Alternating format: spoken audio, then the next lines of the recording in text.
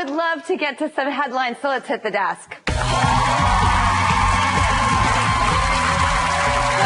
back, everybody. It is time for Drew's News. The good news feast so big, you might need to unbutton your news pants. And we have got the most epic desk guest today. He's the captain of his own news ship every night on CNN, the award-winning journalist with the best giggle on TV, Anderson Cooper.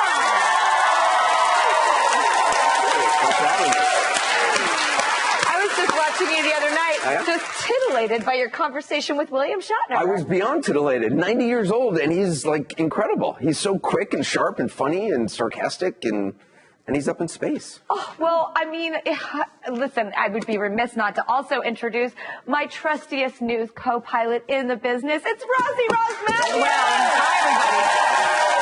Anderson Cooper is here. Ross, did you ever think we would... I've been a long-time fan of Ross Mathews. I think I reached out to you like a long time ago just to praise you. Well, I'll never forget it. Anderson Cooper, thanks for bringing it up. I actually met you for the first time at the 2004 Republican convention. I was covering it for The Tonight Show, and I was like, I have to meet Anderson Cooper. So I just looked for a little white head. I just looked for you, looked for you. Yeah, I do stand out. You do. Yeah. And then I saw you, and I tapped you on your shoulder, and you turned around, and you said, Ross, Ross. And I was like, I need a diaper. I just couldn't believe Anderson Cooper knew who I was. I would now be able to change that diaper. Oh, you! Congratulations!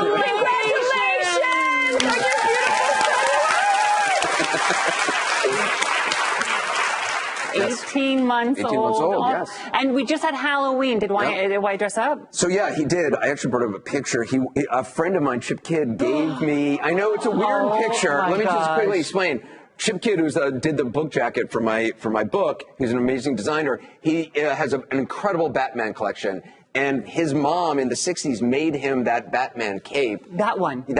And so Chip gave me the cape that he had as a kid, and one of those vintage Batman masks from when I was a kid. And my son is obsessed with cleaning products. I was going to say, I see a vacuum.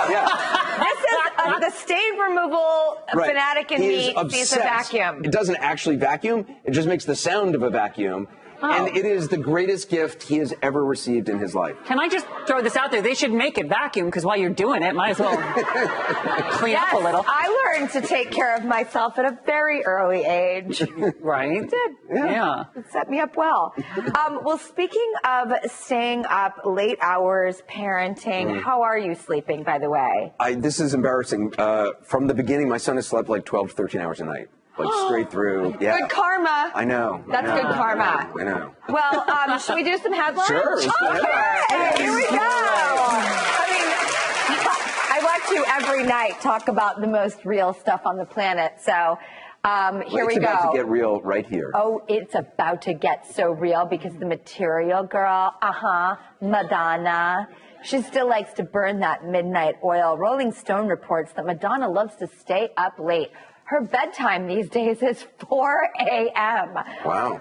And she is using some of that time to work on the script for her upcoming biopic. First of all, literally this makes me cagey even talking about a 4 a.m. bedtime. 4 a.m. seems late. Yeah, that does not seem. I mean, at that point, what's the point in going to bed? I think you just sort of just go through the next day. So you love Madonna, right? I am a big Madonna fan. Yes. Yeah. Yes, and I'm looking forward to whatever her biopic turns out to be and stuff. But I think she should get some more sleep. I think I'm worried about that. Oh, look at you guys together. Look, that's you and that's Madonna right there. Yes. What does Madonna say to Anderson Cooper? Yeah, what is she saying to you right now? I don't know. I mean, you don't remember? I don't. She was saying very important things at the time. I don't recall. My most embarrassing Madonna moment was I went to see her at the Barclays Center, and they pulled me up on stage to dance, and I do not dance in public. It was the most embarrassing moment of my life. Oh God, I got to get footage of that. There's like 15,000 of the videos online because there's a Barclays Center. It's quite large. Yeah. A lot of people have cameras.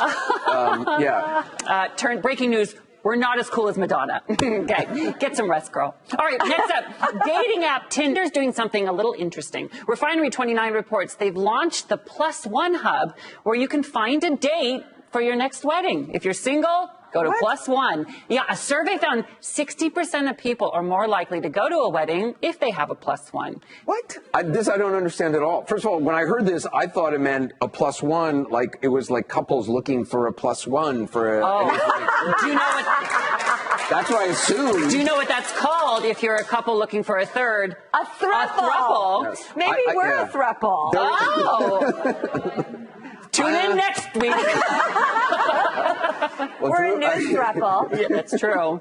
Would you ever do a +1? To a wedding? Yeah. Well, I don't understand. First of all, why would any +1 who doesn't know the wedding, why would they want to go to somebody's stranger's wedding? With some other stranger who they just met online. I would totally go to a wedding with a stranger. Why?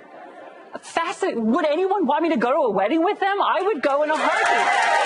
But we know you.